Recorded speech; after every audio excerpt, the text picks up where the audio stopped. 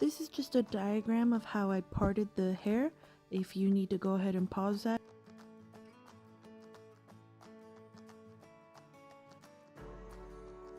This hair was previously curled with a wand and then brushed out, but you can definitely try this on any hair texture.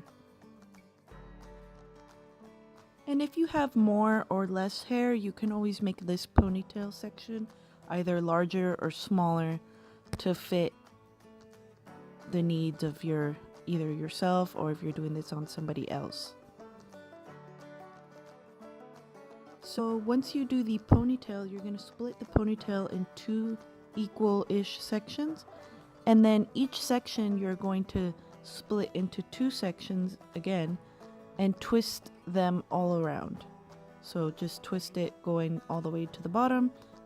Then you will be pulling, you hold on to the bottom without tying it, and you're going to be pulling each side a little bit as you go all the way up to the top.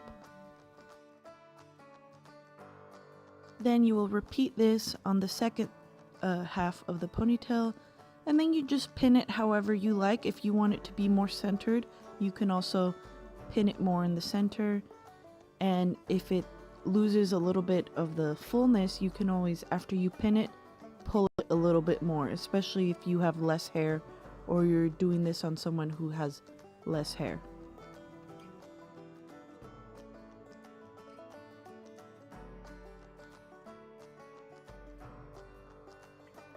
And here I was just taming the little flyaways a bit.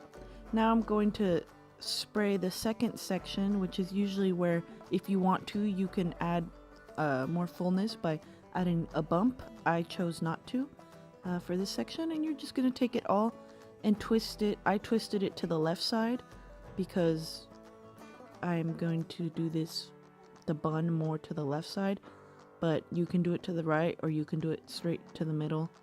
It's just preference, really.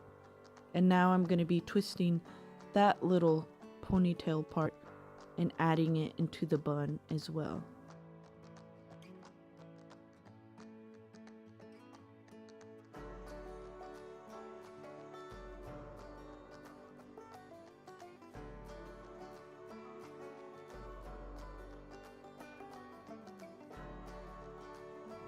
For this third section, this section is going to be a Dutch braid. If you don't know what a Dutch braid is, it's basically a underhand French braid or a cornrow. And what we're going to be doing is you finish the braid out, the whole section, and then we're going to be pulling the sides out to make it bigger, make it fluffier. And if you don't know how to do this kind of Dutch braid and you would like to see a slower, more in-depth demo of how to do a Dutch braid or French braid or any kind of braid, just let me know down in the comments and I'll be happy to make a separate video addressing different kinds of braids. And once you get to the bottom, I just like to secure it with a pin. That way it's easier to pull out. Sometimes if you use a hair tie, it might be too tight and you won't be able to pull it out. And then you just pull as you like, as you see that it fits with the hairstyle. You might want to pull it more, you might pull it less. It just depends on your preference and how big you want the braid to look or how big it needs to be to fit the bun. And then I just pull it over the bun part and I just pin it wherever you feel like it needs to be secured, and then just tuck that little end of the braid into the bun.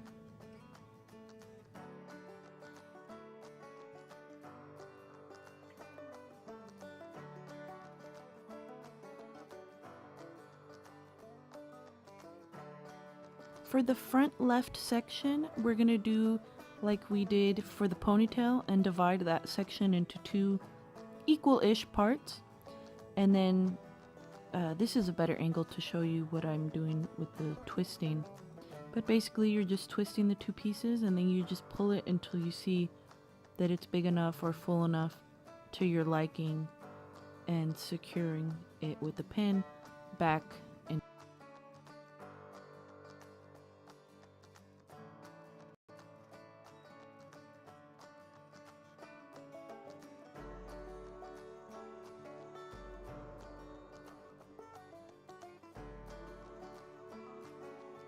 As you see, sometimes you have to find the right area that you want to pin it so that it looks the way you want it to look. And that just, depends on the hair you're working with. And now we're repeating the twisting in the front section, and we're almost done with the left side.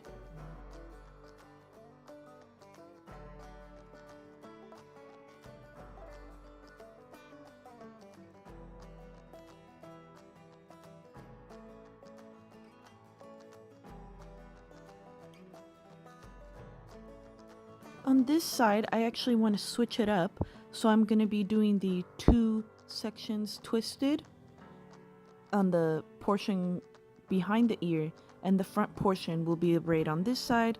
And this is also, again, just preference.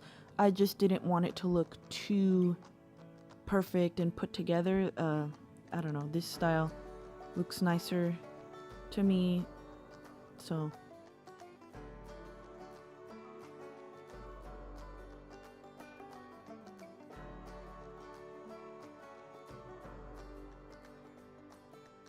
this hairstyle is actually a lot easier than it looks initially, because you're basically repeating the same 2 or 3 steps just on different sides, on different parts. And the great thing about this hairstyle is you can do this without having to use heat on the hair.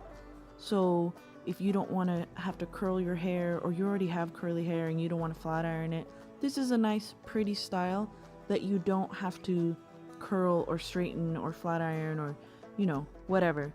It can be done on whatever the hair's natural texture is, which is a great option.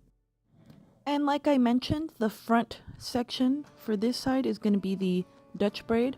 So we're going to be doing the same thing, Dutch braid all the way down, and then just pulling it out from the bottom before we pin it. And I just like to switch it up, especially for updos, because then, you're going to be taking a lot of pictures generally if you're in a wedding or you're going to a party or prom or whatnot. And it's nice to have different angles, different poses. And again, it'll be preference how much you pull the braid out. You might pull it less, might pull it more. Some people like to put little rhinestones in the braid, and that's always a nice touch as well.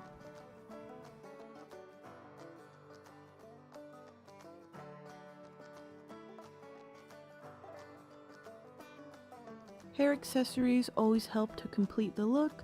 I'm adding this flower feathery little pin. You can add natural flowers as well, any kind of little rhinestones, pearls, anything really that you... That's it for this hair tutorial. Let me know what kind of hairstyle you'd like to see next. If you have any questions, please put them down in the comment section and I'll be sure to answer them. Thanks for watching.